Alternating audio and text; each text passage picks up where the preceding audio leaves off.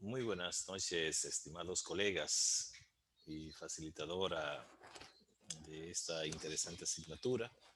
Esta es nuestra cuarta presentación de este interesante recorrido relacionado al mundo del derecho romano.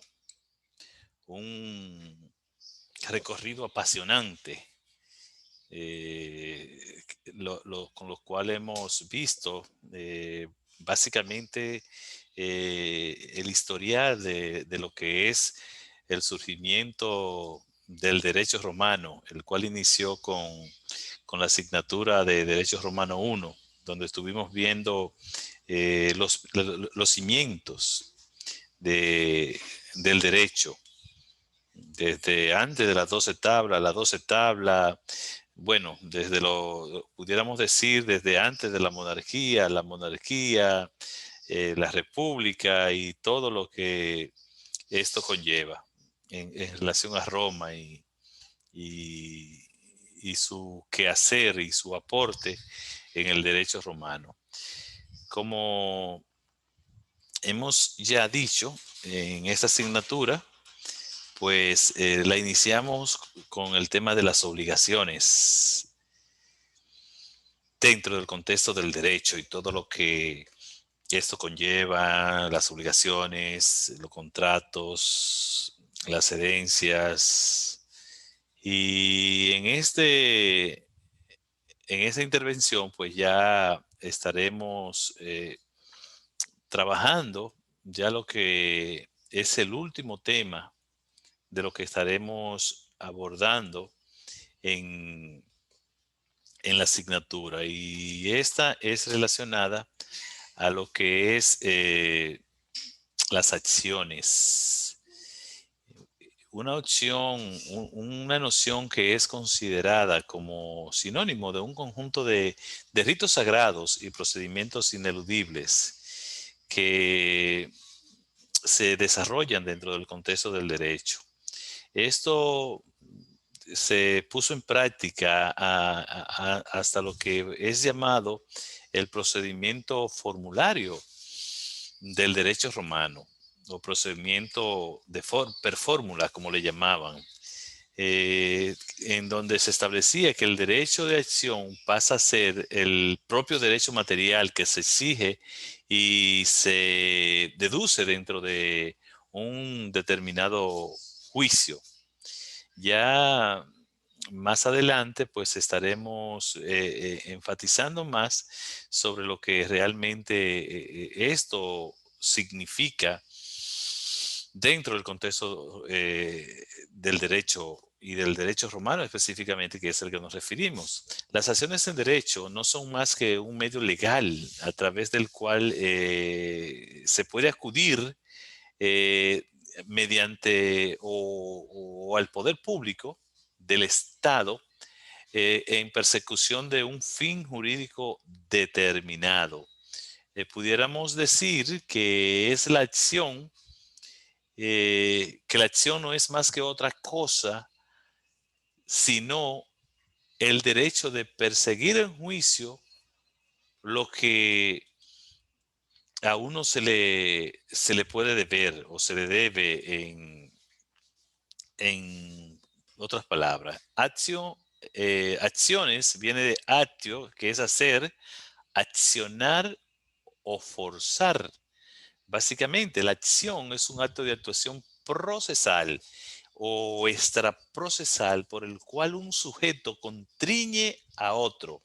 Es lo que se conoce en latín como actio autem nihil alius et, quam ius persecuting iudicio quo sibi debetur, que implica la acción no es más que otra cosa que el derecho de perseguir ante un juez lo que se nos debe institutas.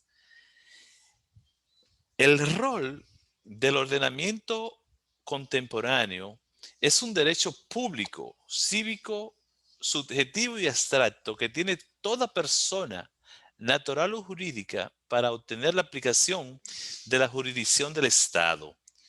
Esto implica, esto no es más que lograr una sentencia a través de un proceso jurídico que está llamado a desarrollar esa acción. Las acciones en el procedimiento civil romano estaban clasificadas en ligi actiones per formula y conitio extraordinem. Eh, Estas eran aplicadas por los magistrados y los jueces. Ahora bien, ¿cómo se estaban atendiendo la época en que se remonte? Nosotros veremos que en esa acción, en la época de la monarquía, era aplicada por los reyes específicamente como responsables de actuar en justicia o de accionar la justicia. En la época de la República, entonces surgen los cónsules y los prestores. Y en la época del imperio, entonces estaban los emperadores. El magistrado era quien tenía la facultad de hacer cumplir sus decisiones y sancionar a los infractores. En lo referente a lo que es la organización judicial, el procedimiento judicial en una primera etapa estaban organizadas o dirigidas por los magistrados superiores, que eran los que organizaban el proceso. Y en una segunda etapa, entonces intervenía un juez que era el responsable de dictar la sentencia. Las leyes acciones, como veíamos como una de las tres partes, se daba en tres momentos: la presencia de las partes, la aplicación de jus civile y otra característica es, o sea, tenían tres características: la presencia de las partes, aplicación del jus civilis y finalmente la condena, que naturalmente esta condena era de naturaleza pecuniaria.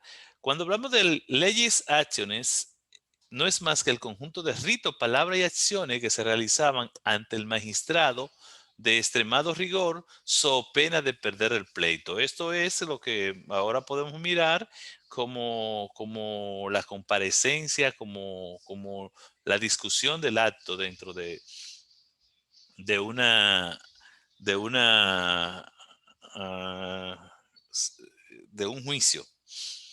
Estas acciones podían distribuirse de cinco maneras o clasificarse en cinco tipos de acciones. La primera era la acción sacramenti, la judicis postulatio, la conditio y la magnum ingetio, y la picnori capio.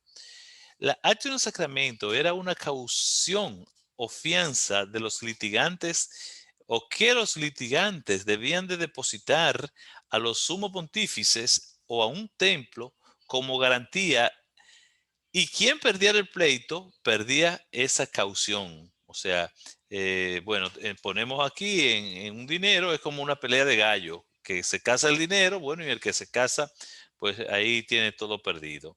El judici postulatio se daba en la controversia sobre la participación y fijación de límites, un actio family euriscunde, como le llaman. La conditio o denunciatio no es más que una acción mediante la cual el demandante notificaba a su contraparte que debía comparecer ante un magistrado en un término de 30 días cuando los que se dirimía era una determinada suma o certar percunie. Esto es lo que nosotros ahora conocemos como una demanda, una orden de comparecencia. El mano injectu, o poner la mano encima, se estableció contra los deudores de determinada cantidad de dinero, en la cual se le concedía un plazo específico para que cumpliera con el acreedor. En caso de que éste no pudiera cumplir, pues el acreedor podía tener derecho a someter a esclavitud al demandado si no cumplía. El picnori capio consiste en la aprehensión de ciertos bienes del deudor hacia el acreedor sin la intervención del magistrado. Esto es, cuando no se cumple, bueno, pues yo me empodero de un determinado bien y así.